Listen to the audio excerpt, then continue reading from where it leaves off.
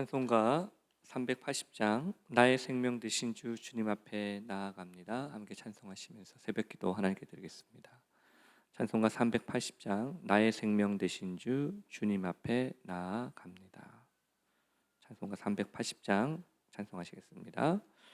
나의 생명 되신 주 주님 앞에 나아갑니다.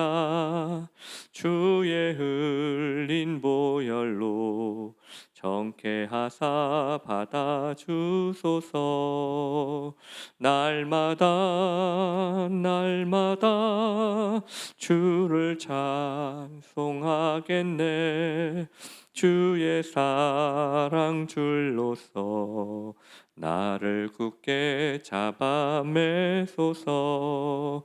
괴로운 세상 지낼 때 나를 인도하여 주소서. 주를 믿고 나가면 나의 길을 잃지 않겠네. 날마다 주를 찬송하겠네. 주의 사랑 줄로서 나를 굳게 잡아 매소서. 세상 살아갈 때에 주를 더욱 사랑합니다. 밝고 빛난 천국에 나의 영혼 들어가겠네. 날마다 주를 찬송하겠네. 주의 사랑 줄로서 나를 굳게 잡아 매소서. 아멘. 기도드리겠습니다. 사랑의 하나님 아버지, 감사합니다. 오늘도 주님 주시는 이 하루, 우리에게 생명과도 같은 우리 주님을 높이며 주님 주시는 그 말씀 속에 힘을 얻기 위하여 오늘 이 새벽을 하나님께 드리며 나아갑니다. 사랑의 주님, 오늘도 주시는 이 말씀 속에 참 지혜가 있음을 깨닫게 하여 주옵소서. 우리의 고집과 우리의 경험이 아닌 주님의 말씀이 우리를 이끌어가는 삶이 되게 하여 주옵소서. 이 시간도 겸손히 주의 은혜를 구하오니 우리와 함께 해주시길 소망합니다. 살아계신 예수 그리스도의 이름으로 기도 올려옵나이다. 아멘. 하나님 말씀 함께 보겠습니다. 오늘 함께 보실 하나님 말씀은 고린도전서 10장 8절부터 13절까지의 말씀입니다. 고린도전서 10장 8절부터 13절까지 말씀입니다.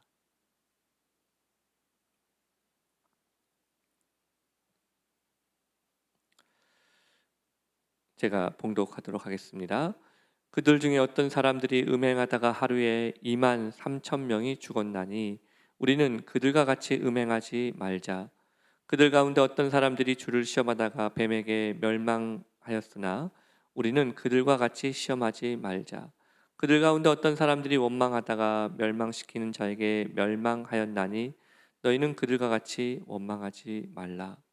그들에게 이런 일은 본보기가 되고 또한 말세를 만난 우리를 깨우치기 위하여 기록되었느니라.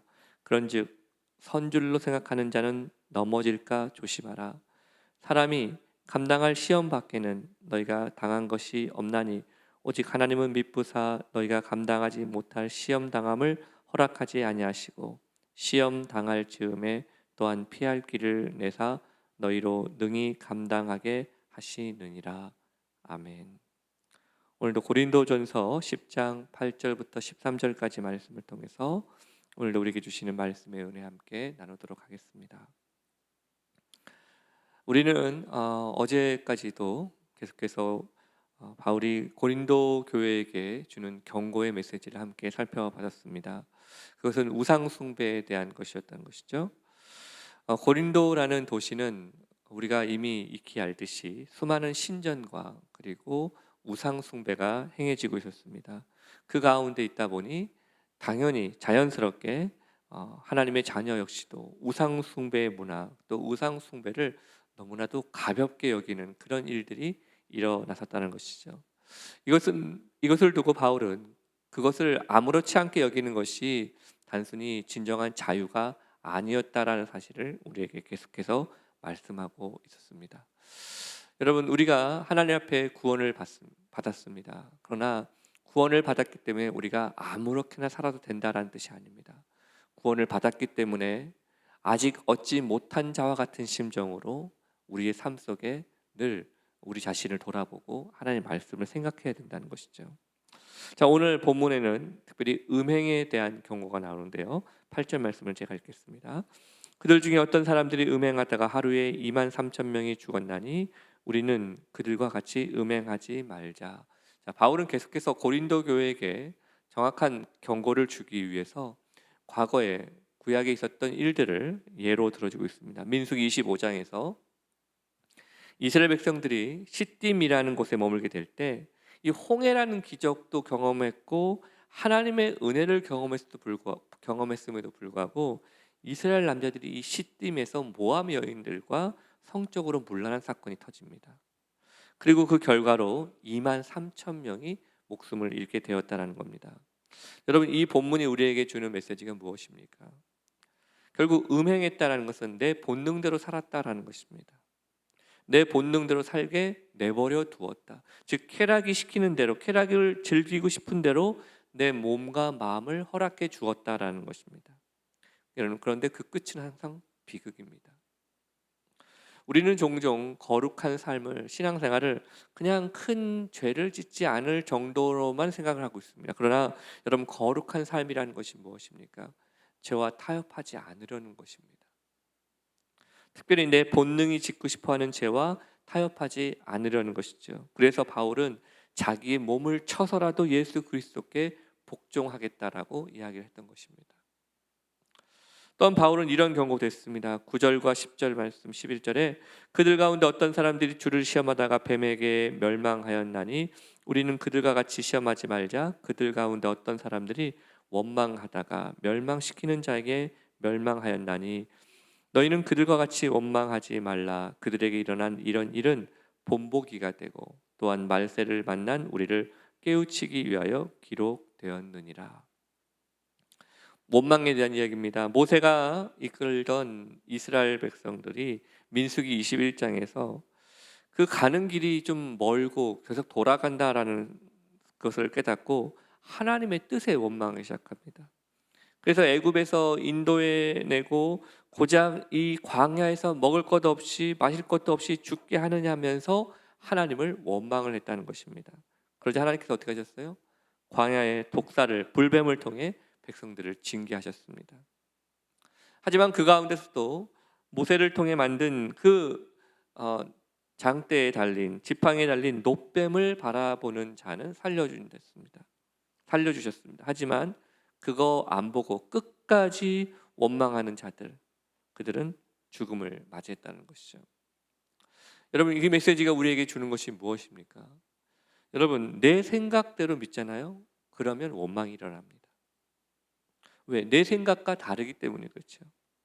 하지만 말씀이 그 중심에 딱 붙어 있는 사람, 말씀이 그 중심에 딱 자리 잡고 있는 사람은 내 생각과 다른 하나님의 말씀이 들려지는 것 같아도 우리가 내 몸을 쳐서라도 복종하게 되는 것입니다.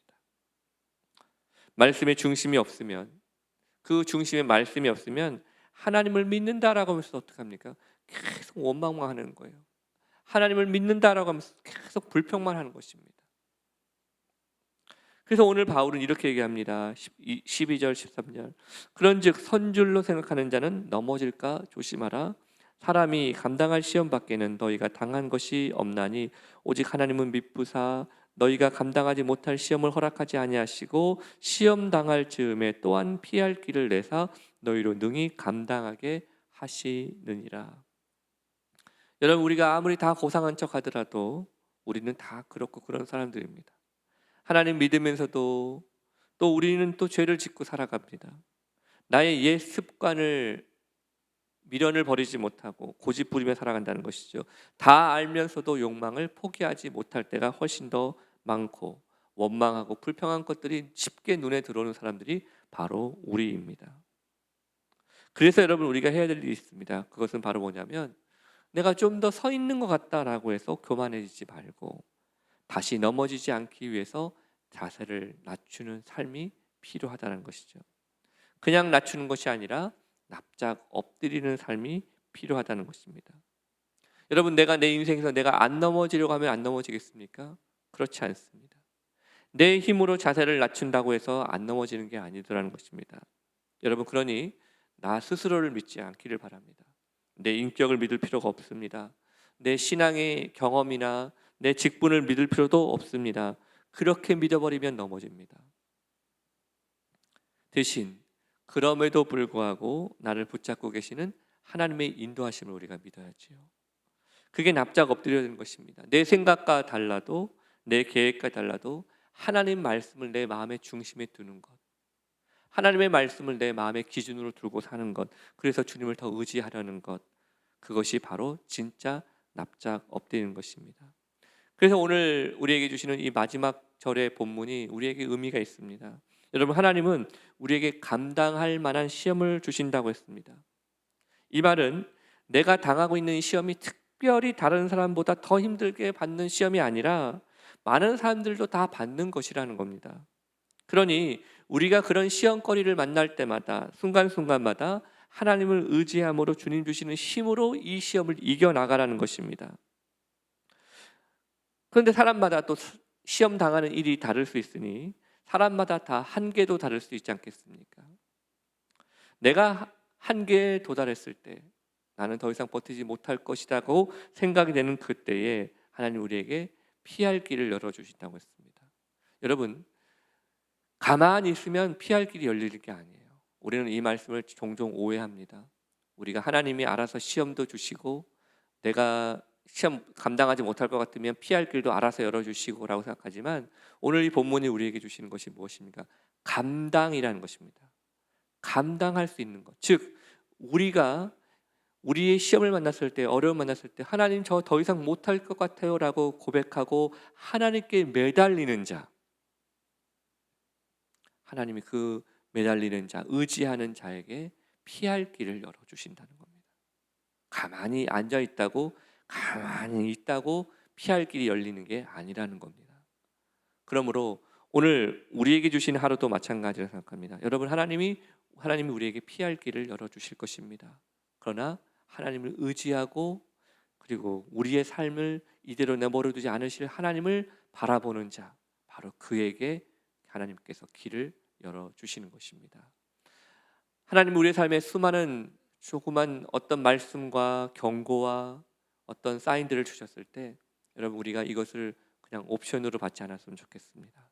오늘 우리에게 주시는 이 말씀을 붙들고, 하나님, 제가 제 힘과 제 생각으로 사는 어리석은 인생이 아니라 하나님의 말씀을 경고로, 하나님의 말씀을 생명으로 여기며, 내가 내 한계에 도달했을 때, 더 이상 하지 못할 거라 생각했을 때 피할 길을 열어주실 그 하나님, 선하신 하나님을 붙들고 의지하며 살아가는 우리 모두가 되시기를 주님의 이름으로 축복합니다.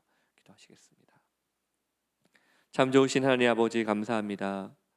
오늘 바울이 구약의 여러 경고의 메시지들을 통해 고린도 교회에 있는 성도들이 그와 같은 죄를 짓지 않기를 간절히 바랬던 것처럼, 하나님, 오늘도 우리에게 주시는 이 말씀들이 바로 우리에게 주시는 말씀인 줄 믿기에 우리도 그와 같은 어리석은 일을 범하지 않도록 순간순간 날마다 주님을 의지하며 살아가게 하여 주옵소서.